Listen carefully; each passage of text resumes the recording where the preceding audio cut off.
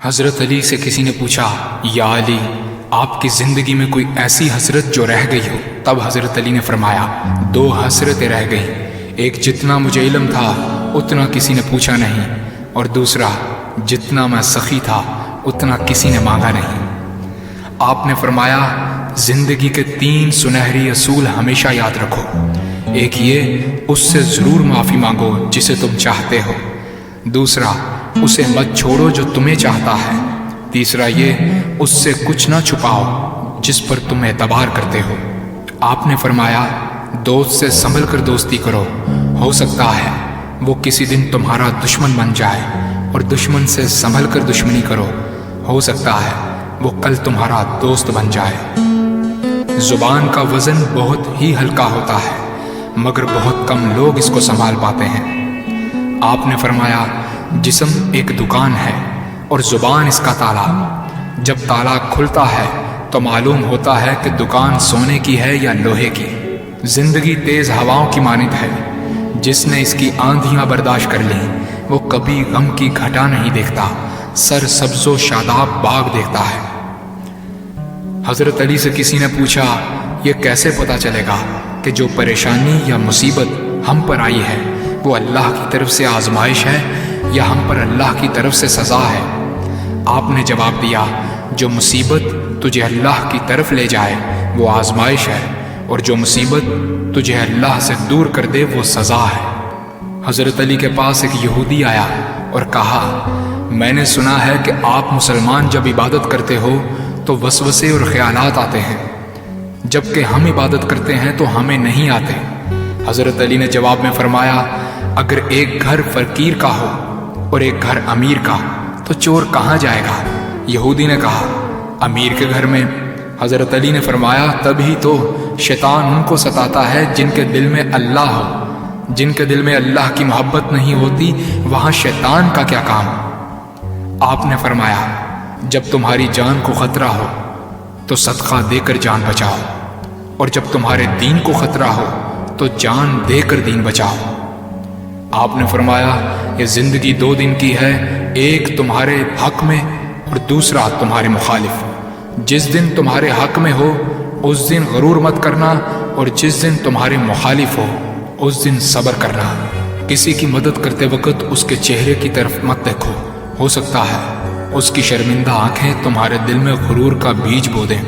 3 چیزیں ایمان کو تباہ کر دیتی ہیں، امیروں کی محفل، عورتوں کی صحبت اور جاہلوں سے بحث۔ حضرت علی نے فرمایا، جانور میں خواہش اور فرشتے میں عقل ہوتی ہے، مگر انسان میں اللہ پاک نے دونوں رکھی ہیں۔ اگر وہ عقل دبا لے تو جانور، اگر خواہش کو دبا لے تو فرشتے کی مانند ہو جاتا ہے۔ آپ نے فرمایا، اپنے جسم کو ضرورت سے زیادہ مت سنوارو، اسے تو مٹی میں مل جانا ہے۔ سنوارنا ہے تو اپنی روح کو سنوارو، کیونکہ اسے رب کے پاس لوٹ کر جانا ہے۔ مومن کی مثال ترازو کے پلڑے جیسی ہے، جس قدر اس کے ایمان میں اضافہ ہوتا ہے اتنی ہی اس کی آزمائش بڑھتی ہے۔ آپ نے فرمایا، اچھے لوگوں کی ایک خوبی یہ بھی ہوتی ہے کہ انہیں یاد رکھنا نہیں پڑتا، وہ یاد ہی رہتے ہیں۔ آپ نے فرمایا، رزق کے پیچھے اپنا ایمان خراب مت کرو، کیونکہ رزق انسان کو ایسے تلاش کرتا ہے جیسے مرنے والے کو موت۔ حضرت علی نے فرمایا، رشتے خون کے نہیں احساس کے ہوتے ہیں، اگر احساس ہو تو اجنبی بھی اپنے ہو جاتے ہیں، اگر احساس نہ ہو تو اپنے بھی اجنبی ہو جاتے ہیں۔ ایک مرتبہ قصاب آواز لگا رہا تھا، تازہ گوشت ہے لے لو۔ وہاں سے حضرت علی کا گزر ہوا، قصاب نے آپ سے کہا، تازہ گوشت ہے لے جائیں۔ حضرت علی نے فرمایا، آج میری جیب اجازت نہیں دیتی۔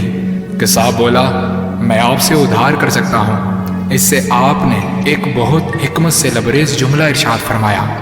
آپ نے فرمایا، یہ ادھار میں اپنے پیٹ سے کیوں نہ کر لوں، جس کو میں جنت میں اس سے بہتر غذا کھلا سکتا ہوں۔ حضرت علی نے فرمایا، لفظ انسان کے غلام ہوتے ہیں مگر صرف بولنے سے پہلے تک، بولنے کے بعد انسان اپنے لفظوں کا غلام بن جاتا ہے۔ آپ نے فرمایا، کوئی تمہارا دل دکھائے تو ناراض مت ہونا، کیونکہ قدرت کا قانون ہے، جس درخت کا پھل زیادہ میٹھا ہوتا ہے لوگ پتھر بھی اسی کو مارتے ہیں۔ آپ نے فرمایا، کسی کا عیب تلاش کرنے والے کی مثال اس مکھی جیسی ہے جو سارا خوبصورت جسم چھوڑ کر صرف زخم پر بیٹھتی ہے۔ آپ نے فرمایا اچھا دوست چاہے کتنا برا بن جائے کبھی اس سے دوستی مت توڑنا، کیونکہ پانی چاہے کتنا بھی گندا ہو آگ بجھانے کے ضرور کام آتا ہے۔ آپ نے فرمایا زندگی کے ہر موڑ پر صلح کرنا سیکھو، کیونکہ جھکتا وہی ہے جس میں جان ہوتی ہے، اکڑنا تو مردے کی پہچان ہوتی ہے۔